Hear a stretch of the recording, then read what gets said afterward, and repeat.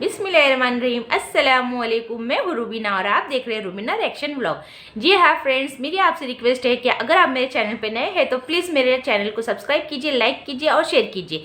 जी हाँ, आज का हमारा रिएक्शन बनता है चीचा जी पे। चीचा जी ने आज बहुत ताव में आकर वीडियो बनाए थे और फिर उन्होंने वो वीडियो को प्राइवेट कर लिए, क्योंकि उन्होंने वार्निंग दी थी कि अगर मेरे बच्चों को कुछ होगा तो मैं किसको छोड़ूंगा नहीं, मेरे पास सबके लिए कहानी है। ठीक है, इनके पास तो सबके लिए कहानी रहती और बाकी लोगों के पास तो कहानी रहती ही नहीं है। तो आज ये अब दूसरा चाल चलेंगे, जिसके बारे में इनकी कहानी अब वो उसको सरेआम करेंगे। खैर भाई, ये जो आपकी बेटी ने कर चुकी है ना, यही कहानी दोहराई, ये सबको सरेआम की, तो आज वो उसी की सज़ा भुगत रही है और उसी पे ये केस चल रहा है, जिसकी वजह से आप तीनों तिलमिलाए हुए। आज रूबीना का भी वीडियो आया, वो काफ़ी अफसोस नाक हालत में थी, यानी कि उसे समझ में नहीं आ रहा था कि वो क्या बोले, क्योंकि वो माँ है ना, वो जानती है कि बेटी के दुख में किस तरह से वो उसको संभाले, जबकि वो पेट से है। इसी तरह सितारा की भी हाल था। सितारा के तो सपोर्ट में कोई नहीं था, उसकी माँ भी सऊदी अरबिया थी, उसका सिर्फ उसका ये शोहर था जो उसको सपोर्ट कर रहा था और दिलबर बाबर थे, बाकी उसकी सपोर्ट में कोई नहीं था। उसकी सगी बहन उसके खिलाफ थी, उसका एक भाई उसके खिलाफ था। सिर्फ सितारा की माँ, उसका शोहर और उसके एक भाई उसके सपोर्ट में थे और दिलबर और बाबर थे।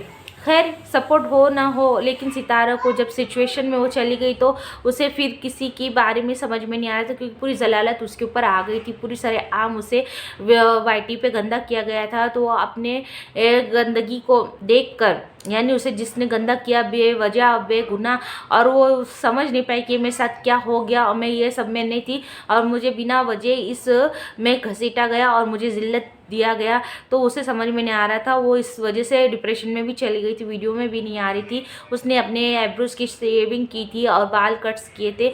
तब ये किसको समझ में नहीं आया था कि वो भी तो किसके 3 बच्चों की माँ है, वो भी तो किसकी माँ है, वो तो भी किसकी बेटी हो, वो किसकी औरत है। आज वो सदमा किस तरह से झेली, पूरा प्रेशर उस बंदी ने अकेली ली थी। सिर्फ उसका शोहर ने उसका साथ दिया, उसकी माँ ने और वो दिलबर और बाबर ने दिए, तो वो शायद से वो उस सदमे से बाहर आई। लेकिन आज तुम्हारी खुद की बेटी सदमे में है तो बाप बौखलाया हुआ है, माँ बौखलाई हुई है।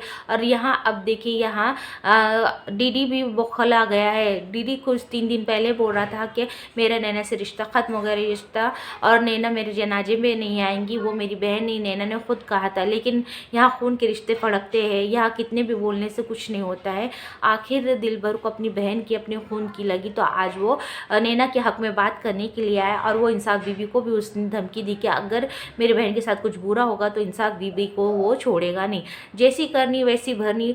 बाबर और दिलबर ने तो नैना को बहुत समझाए थे कि नैना तुम ये मत करिए, लेकिन नैना ने कुछ सुनी नहीं। आज नैना खुद फंसी हुई, तो आज उसे बचाने के लिए कोई नहीं।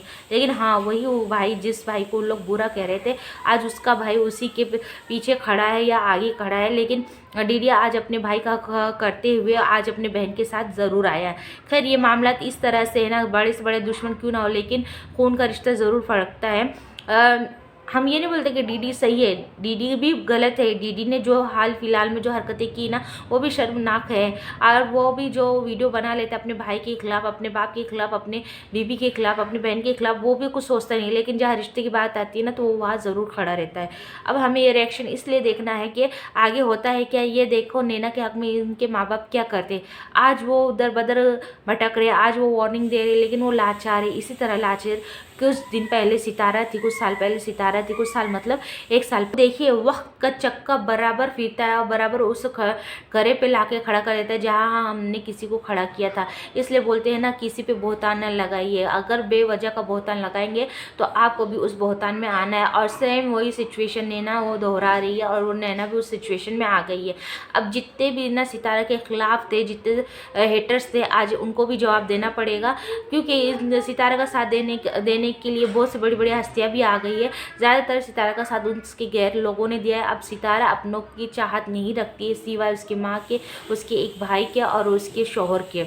और उसके बच्चों की, और वो होना भी चाहिए। अब देखिए हाल ही फिलहाल में भी अब एक यूट्यूबर भी डायरेक्ट उनके घर पे घुस के आई, तो सितारा ने उसकी भी इजहार किया कि देखिए ये लोग किस तरह से घुस के आ रहे, ये भी नेगेटिविटी फैला रहे। खैर उसे गंदा ना कीजिए, उसे अपनी ब्लॉगिंग करने दीजिए। अगर आप में खुद में कंटेंट है तो आप बनाइए, आप अच्छे से ब्लॉग बनाइए, शेयर कीजिए, तो हम भी ज़रूर आपके लिए अच्छे से अच्छा रिएक्शन देंगे।